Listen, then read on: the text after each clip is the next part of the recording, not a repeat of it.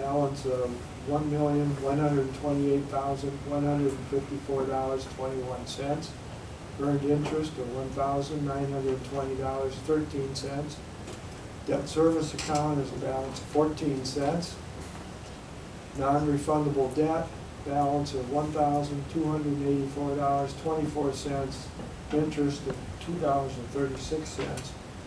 Our total investments in our government investment pool, $1,129,438.59. Our Teresa State Bank account as of August 31. General account, $1,943,140.37. Interest earned, $3,247.90. Money market general is $11,134.97. Earned interest of $21.97. And our money market fund 46 trust has a balance of $1,235.10. Has earned interest of $2.44. Total investments, Teresa State Bank, $1,954,510.44. And our total investments as of 31st of August, $3,083,949.03. Any questions on the treasurer's report? If not, Joe? Aye. Aye. And And then the page below is the detail of our current balance of our referendum spending and balances.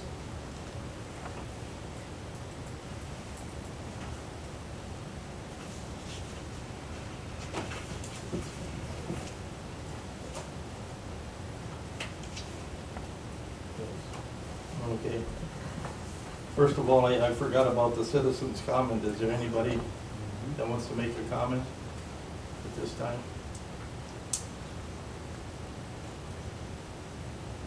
Okay, we'll go into the approval of the regular semi-monthly bills.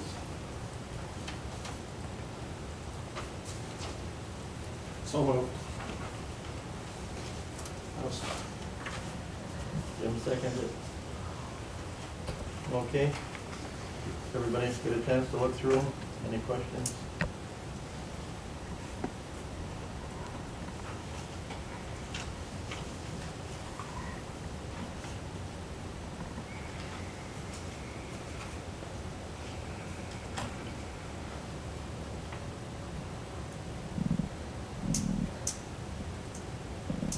I didn't get a good chance to look through them. Most of the places in Mayville field I got no reception. You do have them after the minutes are approved and the semi-monthly bills now. They both go up at the same time. Sue posts them both. So you're up on that. I appreciate that. Yeah, it's just a confusion in communication. I thought it was happening. It's all. Okay, if no other questions, Joe? Aye. Aye. Aye. Aye. 502.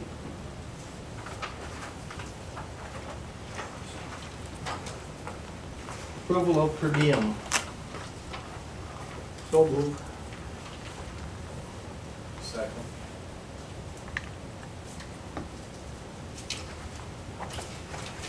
Any changes, corrections? How come last month's meeting did we not? Because it was on last week. Oh, it was on- Last meeting was because we didn't have it, so per diem was on the first meeting of the month. Was everything carried over from this one that was not out? 1.5. So you got paid on the Okay. last meeting that was October or September. I figured we got paid, I just couldn't figure it out.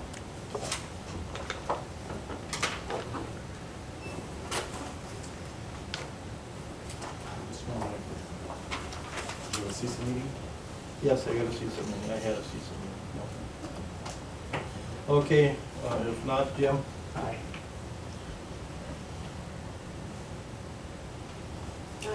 Aye. Aye. Approved. 502.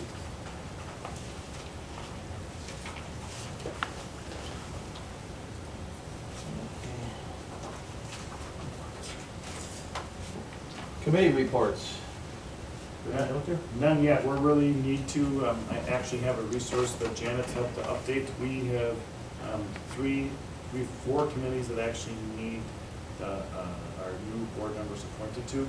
We are behind in policy, we do need to have a policy meeting. So it'll be really important when at the next board meeting to get those committee assignments wrapped up. So I'll Okay, consult with why John. don't you let them know what committees are open so they can get a hold of Sounds John? good. John is the one that, Here it is. Okay, so we have a policy committee. The policy committee is looking for one more board member. The curriculum and instruction committee, we're missing 2 board members from that. That, we don't have any urgent matters there. We made a ton of decisions. We're good to go for a while, but still, we need that. Emergency leave appeal, that needs 1 board member, and food service needs another. So really, the policy is the board committee that we need a member as soon as possible. So we have buildings and grounds and transportation, 3 board members. Negotiations, which is like personnel committee, that has 3 board members.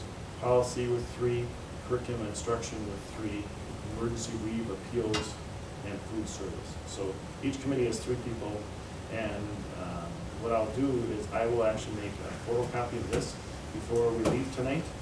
No, don't need to. Here we go. I have 2. Look that over and probably reach out to me before the next board meeting. John officially appoints. And John will handle that with everybody, so.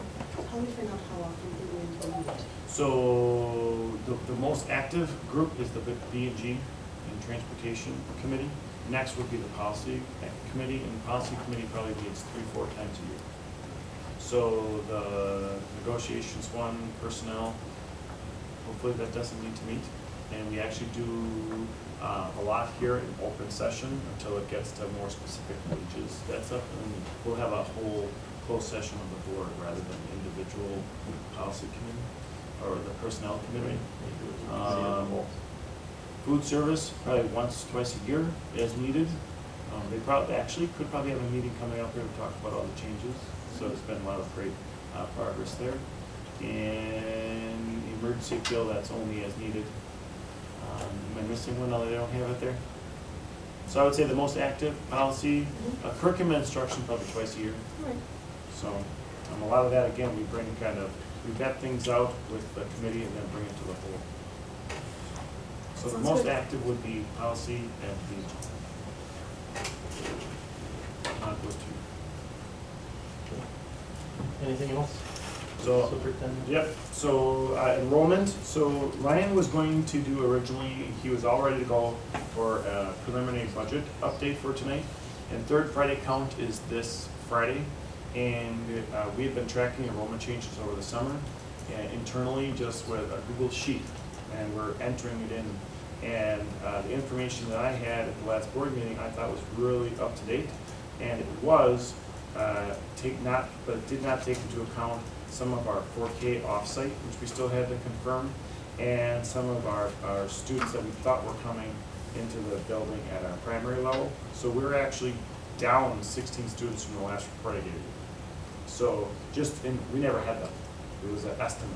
Okay. So that's the key part. So we had our made projections of being 1,066 students, and we right now are at 1,071, and we still have kids coming and doing tours, and giving a tour to a family tomorrow. So just never know. So third Friday count is this Friday, and that, as far as that locks in residents for membership purposes. Open enrollment is a moving target that can happen at any point in time, but our membership, the big day is Friday. So we'll have that, and then we'll have some set numbers. So just like that, we had numbers that were changing. Okay, hold on, let's just not rush it. So Ryan will be at the next board meeting to give the preliminary budget. And then I just wanted to kind of put out there that we'll have October 7th, October 21st. And then I think what we want to do, and just have it be a standard practice, we are literally going to wait as long as possible for the annual meeting. Last year we waited, and we still under levied by $9,000 based upon a membership change. We didn't even know how it happened because we waited until the last minute, and that really matters to us. So I think what we want to do is have that last Monday in October just be locked in as the annual meeting date.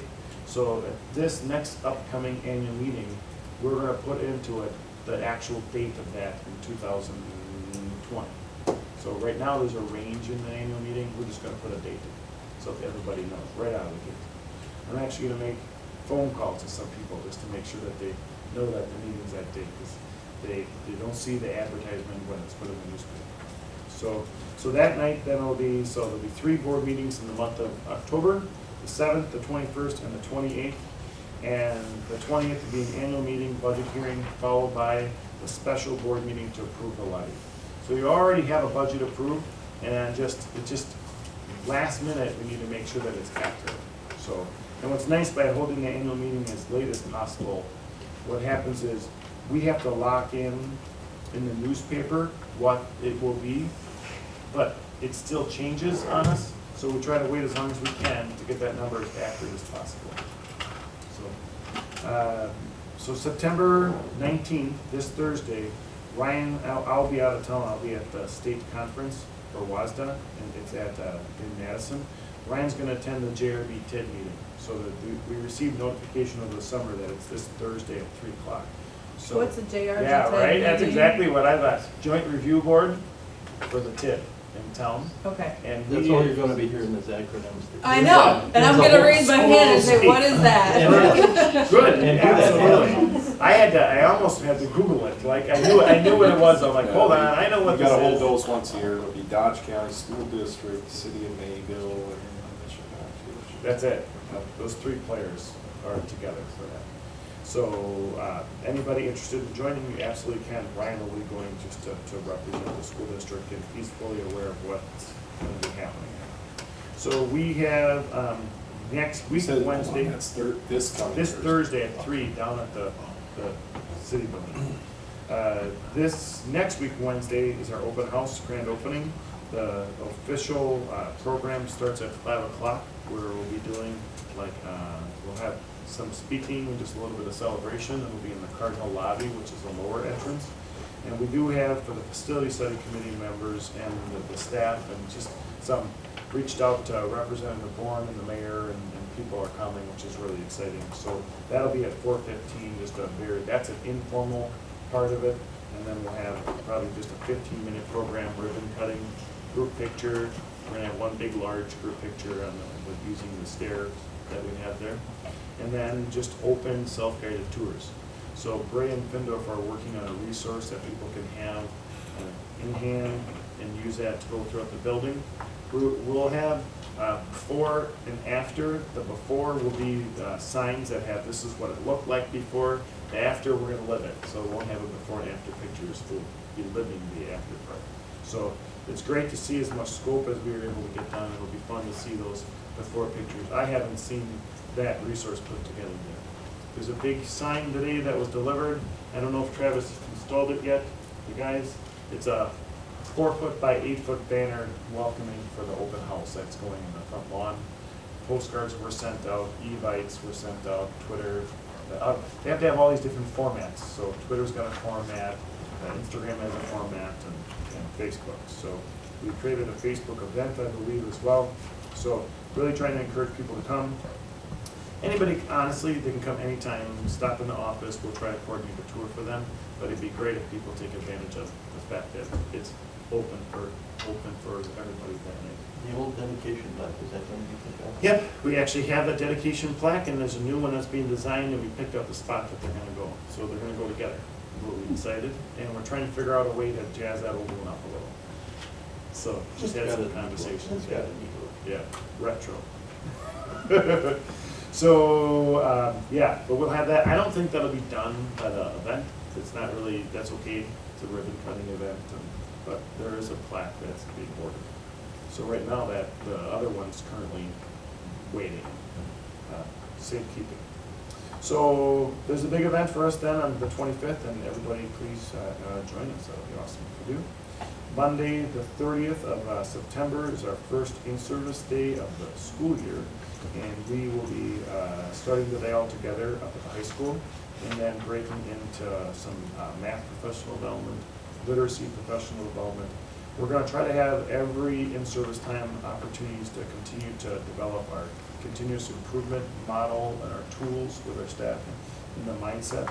And then something really important, the feedback we received from teachers was, we talked about vertical alignment being very important, we just didn't give them a lot of time. So we're absolutely gonna make sure that we've got team time for them to work in vertical departments, doing that where it's a 6-12 collaboration and a K-5 collaboration. Because right now, K2, 3-5, during the day, they just don't have time to connect. So that's really important to us. So K-5's coming together and 6-12. So we're bridging between all of our buildings on those days. So very fortunate to have it. One of the things Joe had asked at the last board meeting was to get kind of a progress update on plans of a page.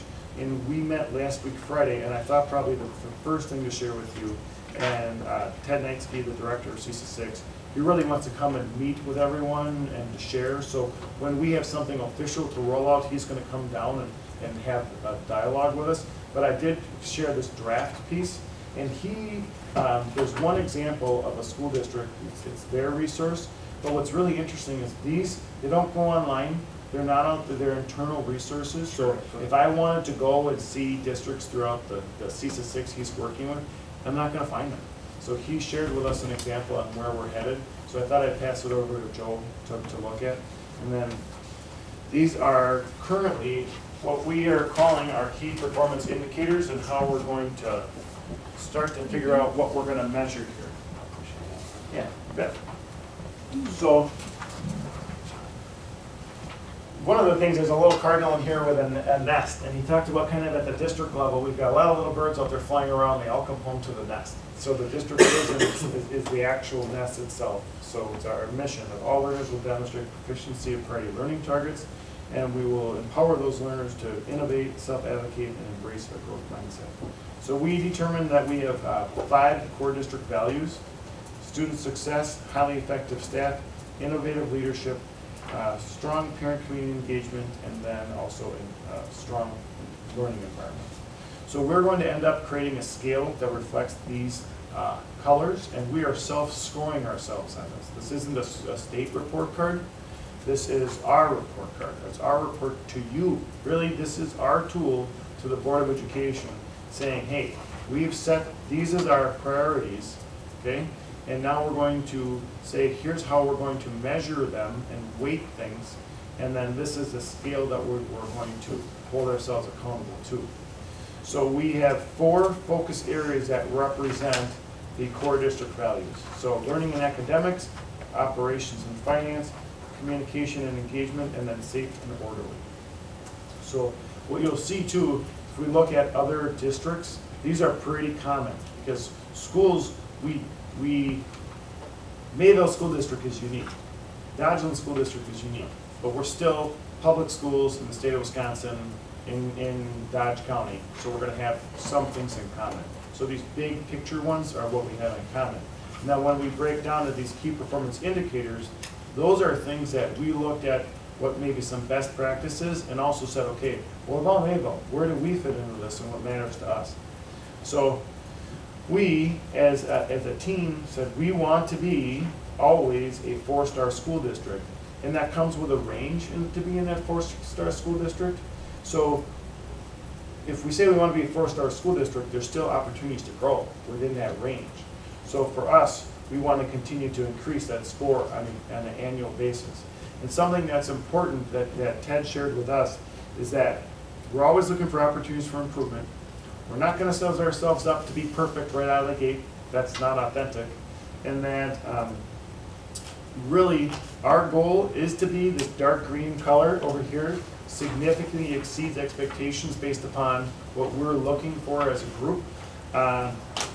This year's 7th grade students, when they graduate in the year 2025, we ideally would want to be dark green all over the board. Now, things could change, our metrics could change on an annual basis, but out of the gate, we may set something up and bring to you that we're yellow, because we know that we want to work on that.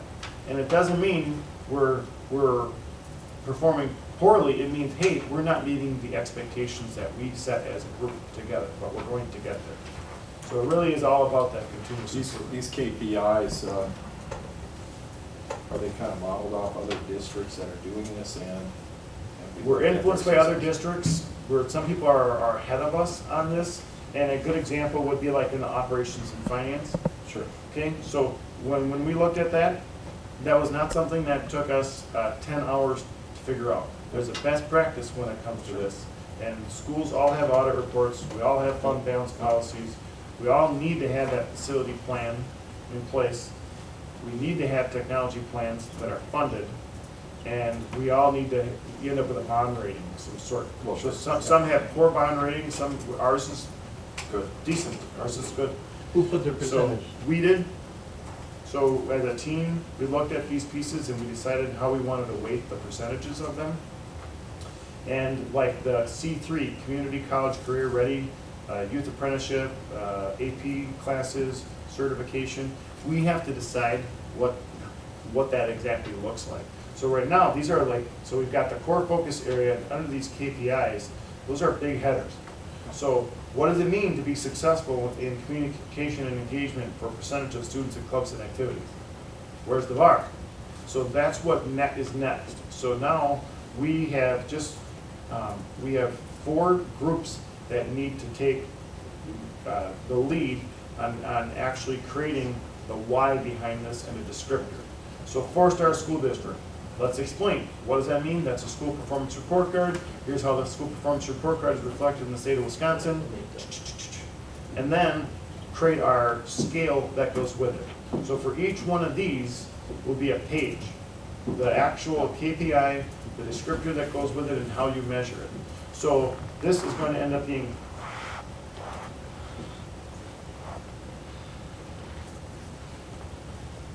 this is probably going to be about a 23-page document when all is said and done.